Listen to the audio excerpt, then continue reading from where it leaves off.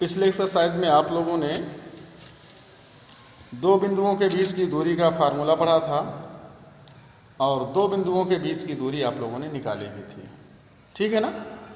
अब आपको हम थोड़ा सा रेखाखंड का अंतः और बाह्य विभाजन बताएंगे, ठीक है। सपोज दैट कोई रेखाखंड है P और Q, P के निर्देशांक x1 और y1 है और Q के निर्देशांक x2 और y2 है, ठीक है। कोई एक बिंदु यहाँ पर M है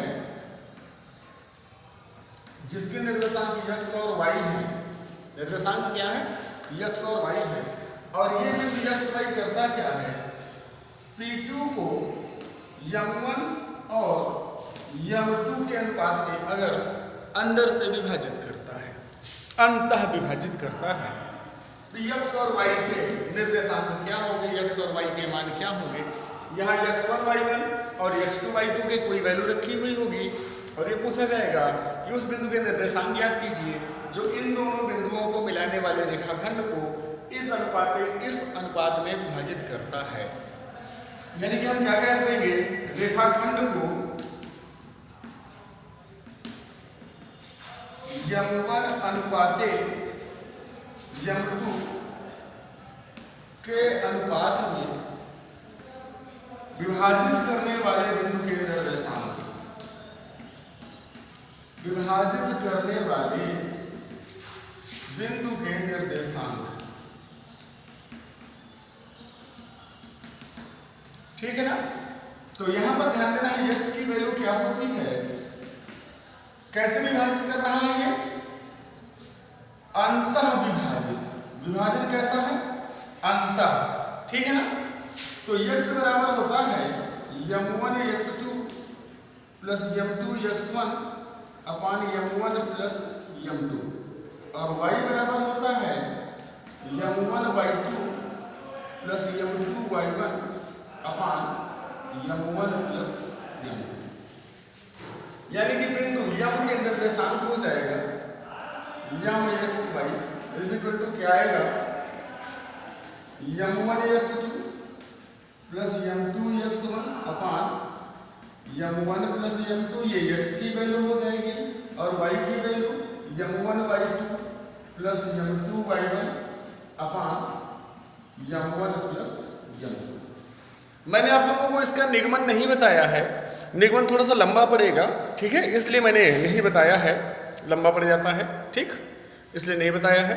आप लोग डायरेक्ट फार्मूला याद रखोगे, ज़्यादा सुटेबल रहेगा, क्योंकि परीक्षा में निगमन पूछा नहीं जाएगा। जो निगमन आप लोगों को सरल लगता है, सिंपली समझ में आ जाएगा, वो मैं आसानी से आप लोगों को बता देता हूँ, ठीक है।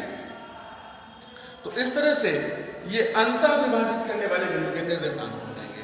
अगर अंतः की जगह पर कहीं उसने बाह्यतः कर दिया, बाह्यतः विभाजन कर दिया, मतलब यह बिंदु M यहाँ पर नहीं होगा, ठीक है ना।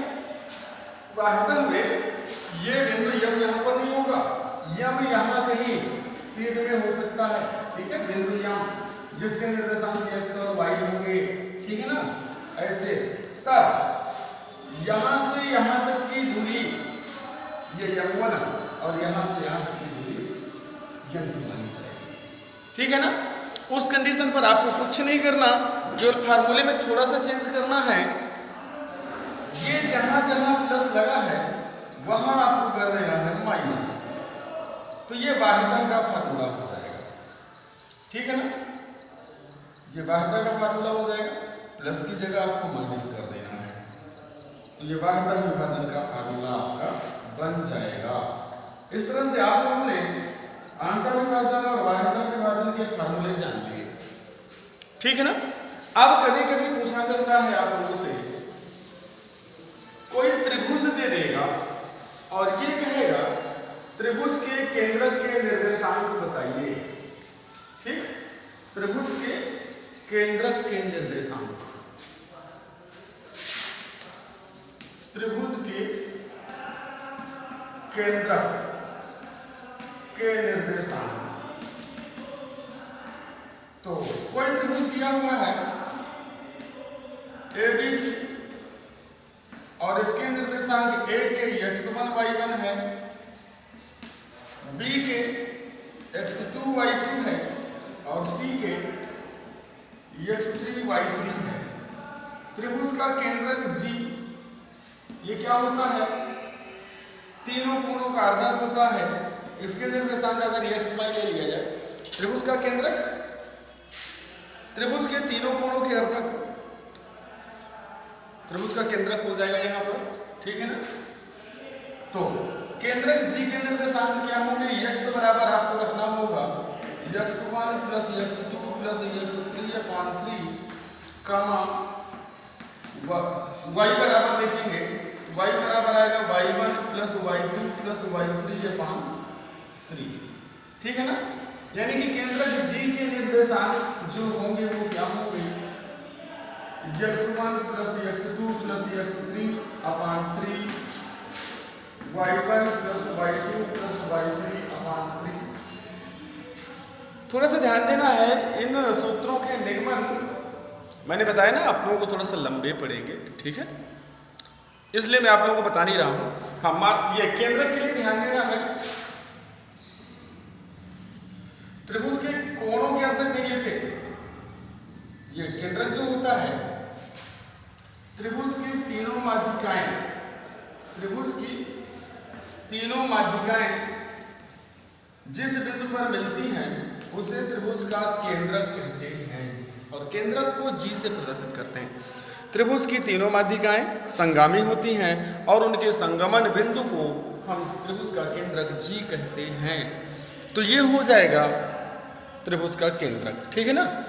हाँ, समबाहु त्रिभुज अगर है तो वहां पर केंद्रक, परिकेंद्र, अंतः केंद्र तीनों सभी एक ही बिंदु पर हो जाते हैं, ठीक है ना। तो इस तरह से आप लोगों ने ये तीनों फार्मूले देख लिए। अब इन्हीं के आधार पर आप लोगों को अभी एक्सरसाइज हल करना है 7.2, ठीक। 7.2 में चलते हैं।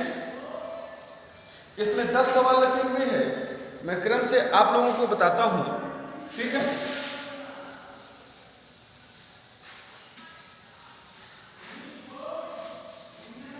मैं सवाल को थोड़ा शार्ट में डायरेक्ट हल करने की कोशिश करूंगा क्योंकि सवाल बड़े बड़े पड़ेंगे इस एक्सरसाइज के, ठीक। हाँ, पहला क्वेश्चन मैं पढ़ रहा हूं, आप लोग समझेंगे। मैं डायरेक्ट सॉल्यूशन बताऊंगा आप लोगों को। उस बिंदु के निर्देशांक ज्ञात कीजिए जो बिंदु वो -1 7, पहला बिंदु क्या है? -1 7 व 4 -3 को मिलाने वाले रेखाखंड को 2:3 के अनुपात में विभाजित करता है।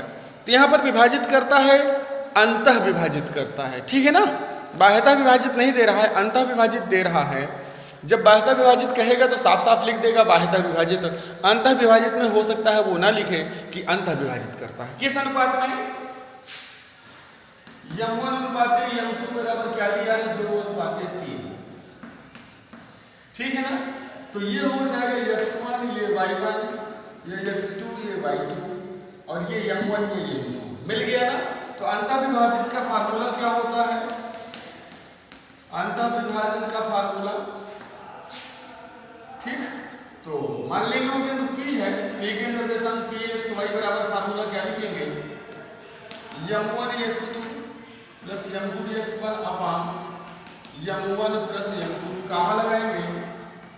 m1 y2 plus m2 y1 upon m1 plus m2, ये फार्मूला हो जाएगा बराबर m1 कितना है? 2, x2 कितना है? 4 प्लस m2 3, x1 कितना है? -1 है अपॉन m1 2 प्लस m2 3।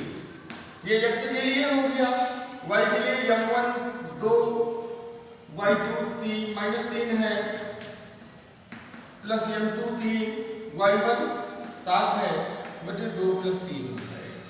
यानी क्या करेंगे? 4 दूनी 8 -3 बटे 5, कामा लगाएंगे 3 दूनी -6 प्लस 7 फिर गए 21 बटे 5। यानी ये क्या हो जाएगा? 5 बटे 5 और ये क्या हो जाएगा? 15 बटे 5। यानी कितना आ गया? 1 और 3। यानी वह बिंदु कौन सा होगा? बिंदु 1 और 3 हो जाएगा, ठीक है ना। 2:3 के अनुपात विभाजित करने वाला बिंदु क्या हो जाएगा? 1। दूसरा क्वेश्चन देखेंगे,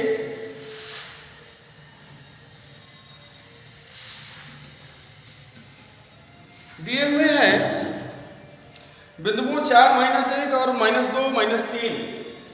दूसरे में 4 -1 और -2 -3 को जोड़ने वाले रेखाखंड को समत्रिभाजित करने वाले बिंदुओं के निर्देशांक ज्ञात कीजिए।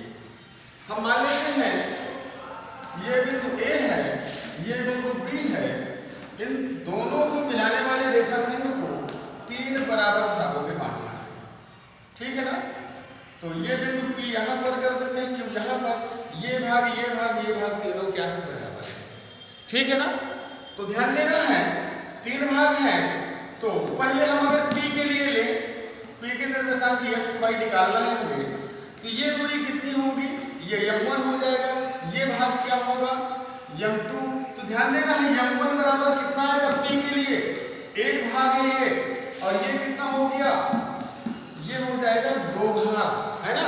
तो m1 बराबर 1 होगा, m2 बराबर 2 होगा, ठीक है ना। तो हम लिख देंगे बिंदु P के लिए m1 बराबर 1, m2 बराबर 2, ये x1 y1 और ये x2 y2 रहा आएगा, उससे कोई लेना देना नहीं है। तो हम बिंदु P x y लिखेंगे।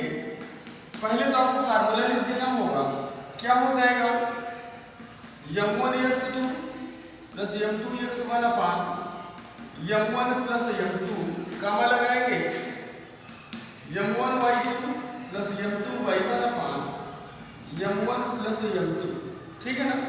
यानी m1 कितना है 1, x2 कितना है -2 प्लस m2 2, x1 कितना है 4 बटे 1 प्लस 2, कामा लगाएंगे m1 1 y2 -3 plus m2 2 y1 -1 बटे 1 प्लस 2, यानी ये कितना हो जाएगा -2 प्लस 8 बटे 3, कामा लगाएंगे -3 -2 बटे 3, यानी क्या हो जाएगा 6 बटे 3 और -5 बटे 3, यानी यही क्या हो जाएगा 2 और -5 बटे 3, ये बिंदु आ जाएंगे पहले वाले, ठीक है ना।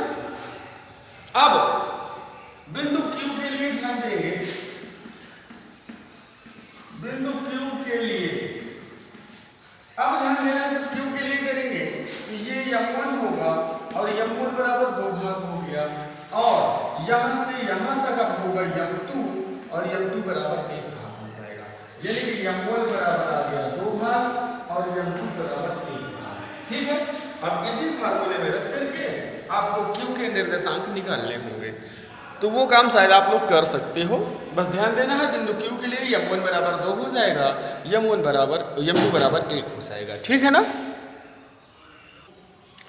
क्वेश्चन नंबर 3 में आप लोगों को थोड़ा सा चित्र अपनी किताब से देखना पड़ेगा, ठीक है ना। अगर देखना हो तो मैं दिखा सकता हूँ, ये चित्र बना हुआ है ये, ठीक है ना। तो इस चित्र को आपको ध्यान से देखना होगा। मैं प्रश्न पढ़ रहा हूँ, आपके स्कूल में खेलकूद क्रियाकलाप आयोजित करने के लिए एक आयताकार मैदान ABCD में चूने से परस्पर 1 मीटर की पंक्तियां बनाई गई हैं। AD के अनुसार परस्पर 1 मीटर की दूरी पर 100 गमले रखे गए हैं। AD में 100 गमले रखे गए हैं, तो AD बराबर कितना हो जाएगा, अगर 100 गमले रखे गए हैं 1 मीटर की दूरी पर, तो AD बराबर कितना हो जाएगा 100 मीटर हो जाएगा, ठीक है ना। फिर क्या कह रहा है, जैसा कि आकृति में दर्शाया गया है, निहारिका दूसरी पंक्ति के AD के 1/4 भाग की दूरी दौड़ती है, ठीक। निहारिका की स्थिति,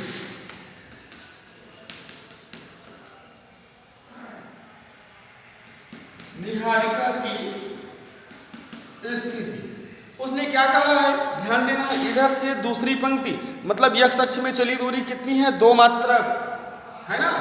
निहारिका की स्थिति के लिए x बराबर कितना हो जाएगा 2 और y बराबर कितना, क्या कहा है AD के 1/4 AD, यानी 1/4 AD कितना है 100, यानी कितना है 25, यानी निर्देशांक क्या हो जाएंगे, निहारिका का निर्देशांक x अक्ष में 2 y अक्ष में 25, निहारिका के निर्देशांक मिल गए। दूसरा क्या कहा है उसने, दूरी दौड़ती है और वहां एक हरा झंडा गाड़ देती है। प्रीत 8वीं पंक्ति में। अब प्रीत की स्थिति देखना है, प्रीत की स्थिति यक्स बराबर कितना कह दिया, 8वीं पंक्ति, मतलब यक्स बराबर 8 मीटर। ठीक है ना, ठीक है। और आगे क्या कह रहा है, वाई में 8वीं पंक्ति में एडी के 1/5 भाग, यानी वाई की वैल्यू यहाँ पर कितना होगा 1/5 एडी, यानी कि 1/5 गुणे 100, यानी कितना हो जाएगा 20। यानी इसके निर्देशांक क्या आ जाएंगे, निर्देशांक आएंगे 8 और 20। ये प्रीत का निर्देशांक हो गया, ये निहारिका का निर्देशांक हो गया। आगे क्या कहा है, वहां एक लाल झंडा गाड़ देती है, दोनों झंडों के बीच की दूरी ज्ञात कीजिए। क्या कह रहा है, दोनों झंडों के बीच की दूरी, तो दोनों झंडों के बीच की दूरी d बराबर क्या बताया है, √ x1 - x2 का whole square plus y1 - y2 का होल स्क्वायर बराबर √ x1 कितना है 2 - 8 का होल स्क्वायर प्लस y1 25 - 20 का होल स्क्वायर बराबर ये कितना हो जाएगा -6 का स्क्वायर प्लस 5 का स्क्वायर, यानी कि √ 6 × 36 हुआ प्लस 25, 36 × 25 कितना हो जाएगा √3 × 5 = 61 मीटर। ठीक, दोनों झंडों के बीच की दूरी क्या होगी √61 मीटर आ जाएगी। फिर आगे क्या कहा है, यदि रश्मि को एक नीला झंडा इन दोनों झंडों को मिलाने वाले रेखाखंड के ठीक आधी दूरी पर गाड़ना हो तो उसे अपना झंडा कहां पर गाड़ना चाहिए, है ना। यानी कहने का मतलब क्या कह रहा है, उन दोनों बिंदुओं को मिलाने वाले रेखाखंड का मध्य बिंदु ज्ञात करना है। तो अगर इसके निर्देशांक x1 y1 है, इसके निर्देशांक x2 y2 है, तो ध्यान देना है यहाँ जो मध्य बिंदु x y मिलेगा, तो मध्य बिंदु के निर्देशांक मैं फार्मूला लिखे दे रहा हूं, मध्य बिंदु के निर्देशांक, ये बताना चाहिए था, मैंने आप लोगों को फार्मूला नहीं बताया है, शायद दिमाग से उतर गया था। तो मध्य बिंदु के निर्देशांक होते हैं x1 + x2/2 y1 + y2/2। ठीक है ना। तो रश्मि का नीला झंडा कहां पर रहेगा, यानी रश्मि की स्थिति हम लिखेंगे बराबर क्या हो जाएगा, फार्मूला ये आएगा x1 + x2/2 2 + 8/2 और 25 + 20/2, यानी कि 10/2 और 25 20 45/2, यानी कितना हो जाएगा 5 और ये 22.5। ये यहाँ पर रश्मि को अपना नीला झंडा गाड़ना होगा इस स्थिति पर, यानी 5वीं पंक्ति पर और 22.5 मीटर आगे चल करके गाड़ना होगा रश्मि को। ठीक है, तो ये हो गया क्वेश्चन नंबर 3। क्वेश्चन नंबर 4 में चलेंगे और चौथा कह रहा है बिंदुओं -3 और 10 और 6 - 8 को जोड़ने वाले रेखाखंड को बिंदु -1 6 किस अनुपात में विभाजित करता है। तो हम मान लेंगे कि m1 अनुपाते m2 के अनुपात में विभाजित करता है। ठीक, तो जब m1 अनुपाते m2 के अनुपात में विभाजित करता है तब हमने क्या पढ़ा है, ध्यान देना, ये x1 y1 होगा, ये x2 y2 होगा और ये xy होगा, क्योंकि ये भी विभाजित करता है। ठीक है ना। तो हमने पढ़ा x बराबर क्या होता है m1 x2 + m2 x1 m1 + m2, यही पढ़ा है आप लोगों ने। बस इसमें रख दो, हल हो गया। x की वैल्यू -1 बराबर m1 ज्ञात करना है, x2 कितना है 6 प्लस m2 गुणे x1 कितना है -3 है बटे m1 + m2। इधर पक्षांतर कर दो तो -m1 -m2 बराबर 6m1 -3m2। अब आप एक काम करेंगे, m1 वाला एक तरफ रखेंगे, m2 बराबर दूसरी तरफ कर देंगे m2 वाला पद, तो हम इसको इधर ले आते हैं, तो -m1 -6m1 बराबर -3m2 और +m2, यानी कि -7m1 बराबर minus m2, minus minus cancel हो जाएगा, 2 हो जाएगा यहाँ पर -2। तो अब m2 को इधर ले आएंगे तो 7m1/m2 बराबर 2, यानी m1/m2 बराबर 2/7, यानी किस अनुपात में? 2:7 के अनुपात में विभाजित करेगा। ठीक है ना। इसी तरह से कह रहा हुआ अनुपात ज्ञात कीजिए जिसमें बिंदुओं 1, -5 और -4, 5 को मिलाने वाला रेखाखंड x अक्ष से विभाजित होता है। इस विभाजन बिंदु के निर्देशांक भी ज्ञात कीजिए। ठीक है ना। तो मैं आप लोगों को बता रहा हूं,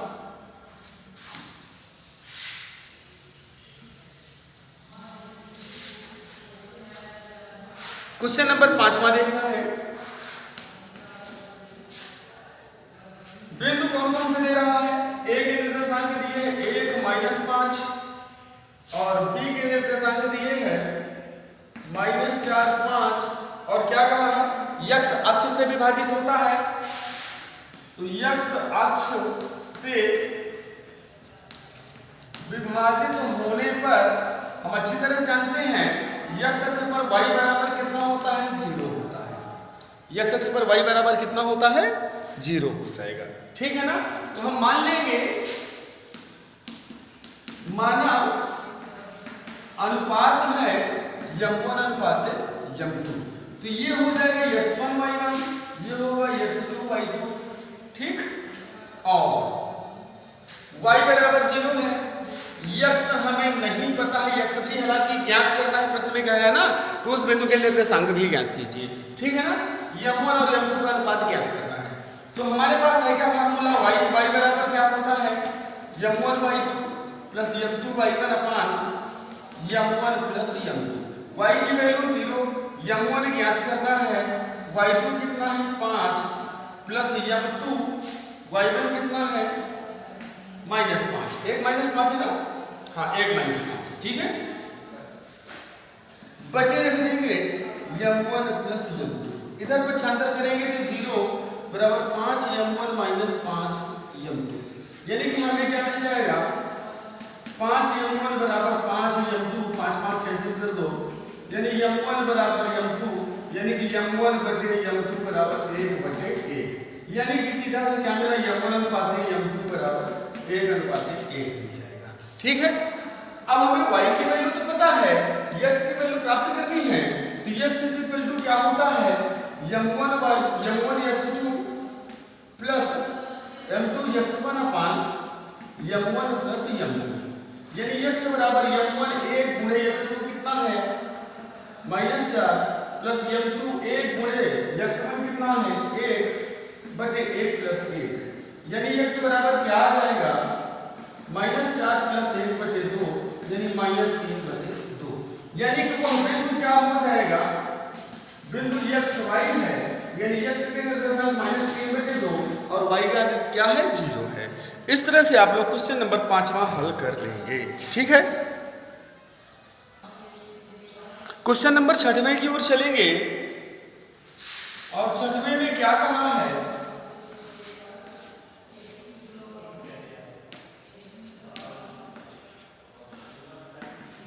छठवें में कह रहा है बिंदु 1, 2, 4y x 6 और 3, 5 इसी क्रम में लेने पर, यानी कि इनको क्रम से लेना है, एक समांतर चतुर्भुज के शीर्ष हैं, तो x और y के मान ज्ञात कीजिए। ये क्या है? एक समांतर चतुर्भुज के शीर्ष हैं, तो x और y के मान ज्ञात करने हैं। ठीक है ना।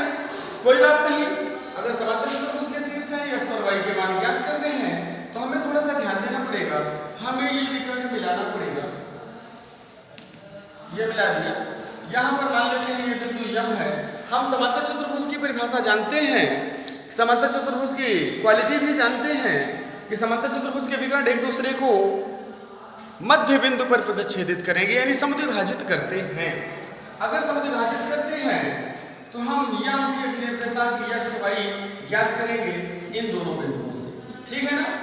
तो BD से m के निर्देशांक निकालेंगे तो क्या होगा, मध्य बिंदु के निर्देशांक वाला फार्मूला आप लोगों को याद है, x1 प्लस x2 बटे 2 कामा y1 प्लस y2 बटे 2 मध्य बिंदु के निर्देशांक हो जाएगा ना। यानी कि BD से m के निर्देशांक निकालेंगे, x1 प्लस x2 3 प्लस 4 बटे 2 कामा 5 प्लस y बटे 2, यानी यही क्या मिल जाएगा 7 बटे 2 और 5 प्लस y बटे 2, ठीक है ना। अब हम AC से m के निर्देशांक निकालेंगे, इस बिंदु और इस बिंदु से, तो हम लिखेंगे AC से m के निर्देशांक, तो फार्मूला वही रहेगा x1 प्लस x2 बटे 2 y1 प्लस y2 बटे 2, वही फार्मूला लगाएंगे 1 प्लस x बटे 2 1 प्लस x बटे 2 कामा 2 प्लस 6 बटे 2, ठीक। अब ध्यान देना है, ये हमने BD से निकाला, ये AC से निकाला और दोनों बिंदु m के निर्देशांक है ना। तो हम तुलना करेंगे, यहां पर क्या करेंगे, तुलना करने पर ये x वाला भाग x वाले भाग के बराबर होना चाहिए, यानी कि हम क्या लिखेंगे x प्लस 1 बटे 2 बराबर 7 बटे 2, 2 2 कैंसिल, x प्लस 1 बराबर 7, यानी x बराबर 7 ऋण 1, यानी x बराबर आ गया 6। अब y वाला y के बराबर करेंगे, 5 प्लस y बटे 2 बराबर 6, 2 8 बटे 2, 2 2 कैंसिल कर देंगे, यानी y बराबर 8 माइनस 5, यानी y बराबर कितना आ जाएगा 3, यानी m के निर्देशांक क्या हो जाएंगे, हमें वैसे x और y के मान ज्ञात करने थे ना, x और y के मान हम लोगों ने ज्ञात कर लिए, ठीक है। x बराबर कितना आ गया 6 और y बराबर 3। सातवें में चलेंगे और सातवें में कहा है वृत्त दिया हुआ है, ठीक। वृत्त का व्यास AB है, जिसका केंद्र यहां पर O 2 और -3 दिया हुआ है और B के निर्देशांक 1 और 4 दिया है। कह रहा है A के निर्देशांक यानी x और y को ज्ञात कीजिए, है ना। बिंदु A के निर्देशांक ज्ञात कर रहा है, ठीक है। तो ज्ञात कर लेते हैं, ये व्यास है तो व्यास का मध्य बिंदु होता है केंद्र बिंदु, तो ये x y ज्ञात करना है। आप लोग ध्यान से सुनेंगे, ये x1 y1 होगा, ये x2 y2 होगा, ये x y होगा, ठीक है ना।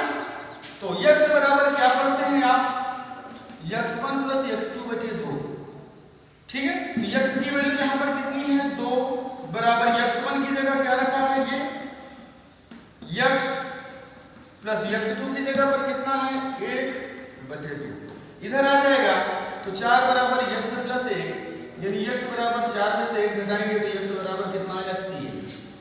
अब y बराबर आप लोगों ने क्या पढ़ा है y1 प्लस y2 बटे 2 मध्य बिंदु वाले से, तो y की वैल्यू यहाँ पर कितना है -3 बराबर y1 क्या है y प्लस y2 क्या है 4 बटे 2, गुणा कर देंगे -6 बराबर y प्लस 4, तो y बराबर -6 -4 यानी y बराबर -10, यानी A के निर्देशांक क्या मिले, हमें मिला x का मान 3, y का मान -10 मिलेगा। इस तरह से आप लोग क्वेश्चन नंबर 7वां हल कर लेंगे, ठीक है ना। अब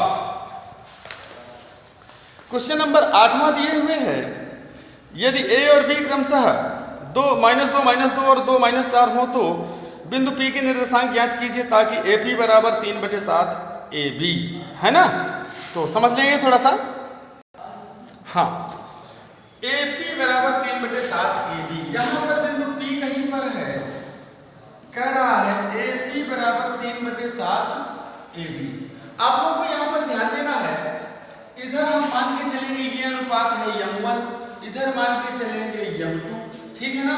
यानी कि हमें AP बराबर माना है हमने m1 और PB बराबर माना है m2। हम अच्छी तरह से जानते हैं कि AP प्लस PB बराबर क्या होगा AB होगा, ठीक। AP प्लस PB बराबर AB हो जाएगा ना, ठीक है। यहां पर क्या है,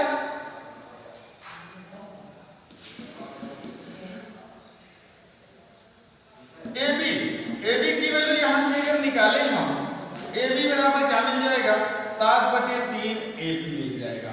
तो हम यहां पर रख देंगे AP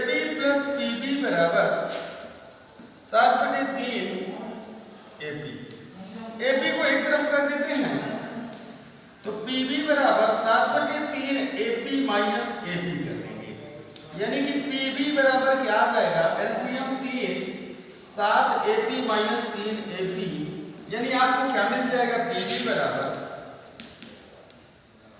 4/3AP। ठीक है ना, इसको इधर कर दो तो 3/4 PB बराबर AP, यानी कि AP/PB बराबर 3/4, यानी M1 अनुपात M2 बराबर क्या मिला, 3:4। आप लोगों को अनुपात मिल गया। यही अनुपात सबसे ज्यादा ढूंढना जरूरी था। अब जब ये अनुपात मिल गया है 3:4, तो अब आगे क्या कह रहा है, P रेखाखंड, बिंदु P रेखाखंड AB पर स्थित है, तो बिंदु P के निर्देशांक ज्ञात करने हैं। अब इसके निर्देशांक x और y के मान ज्ञात करने हैं। ये आपका होगा x1 y1, ये होगा x2 y2, और अंतर विभाजन वाला फार्मूला लगा के बिंदु P के निर्देशांक आप लोग ज्ञात कर सकते हैं। ठीक है, तो ये आप लोग कर लीजिएगा। इसी तरह से अगला दिए है 9वां, बिंदुओं -2 और B 2 8 को जोड़ने वाले रेखाखंड AB को 4 बराबर भागों में बांटना है। तो पीछे मैंने जैसे 3 बराबर भागों में आपको बताया है, वैसे यहाँ पर 4 बराबर भागों में करना है। ठीक है, तो इस तरह से आप लोग इसको हल कर लेंगे। ठीक, अब अगला दिए हुए है, एक समचतुर्भुज का क्षेत्रफल ज्ञात कीजिए जिसके चारों शीर्ष दिए हुए हैं, क्रम से चारों शीर्ष दिए हैं। आप लोग थोड़ा सा ध्यान देंगे, मैं बता दे रहा हूँ, करना आप लोगों को है। ABCD दिया हुआ है, इनके निर्देशांक दिए हैं। ये सवाल नंबर 10वें के लिए मैं बता रहा हूँ आप लोगों को। ये है 3 0, फिर है 4 5, फिर दिए हैं -1 4, और फिर दिए हैं -2 -1। ऐसे क्रम से दिए हुए हैं। इसका क्षेत्रफल ज्ञात करना है, तो ध्यान देना है, अगर यह एक समचतुर्भुज है तो इसकी चारों भुजाएं क्या होंगी, बराबर होंगी। चारों भुजाएं बराबर हैं।